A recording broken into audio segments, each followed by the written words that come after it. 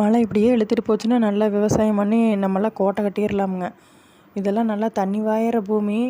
வருஷத்துக்கு 2 தடவை வெள்ளாமை வச்சு எடுத்துகிட்டு இருக்கிறோம். இப்போ பார்த்தா வாய்க்காலில் தண்ணி கட்டு பத்தலின்னு சொல்லிட்டு சரி சொட்டு நீர் போட்டுடலாம்னு போட்டுட்ருந்தோம். இப்போ சொட்டு நீருக்கே தண்ணி இருக்க மாட்டேங்குதுங்க. என்ன பண்ணுறது?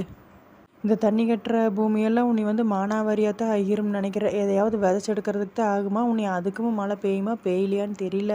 நம்மளுக்கு ஒரு மழை பெஞ்சு இப்போ 15 நாள் ஆகுது. அந்த மழையை நம்பி ஒன்றும் விதைக்க முடியாது. ஏதோ ஒரு உழவு போட்டு வைக்கலாம் பில்லு முளைக்காமல் இருக்கட்டும்னு. இந்த ஜிஞ்சுவா காட்டை தான் முயலே தின்னு போடுச்சு. சரின்னு சொல்லிட்டு அதை அழிச்சிட்டு, அழிக்கிறது எங்கே 4-5 செடி இருக்குது. அதை பிடுங்கி எறிய மனசு வரல.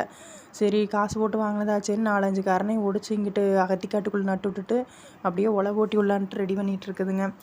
எங்கள் வீட்டுக்கார் ஒரு பக்கம் சொட்டு நீர் ரோஸ் இழுத்துட்ருக்கிறாரு. நானும் ஒரு பக்கம் இழுத்து போட்டுட்டு அப்புறம் வண்டி ஓட்டி விட்டுச்சுன்னா பார்க்கலாமுங்க. மக்காச்சோளம் நல்லாமா என்ன பண்ணலாம்ட்டு பார்க்கலாம்.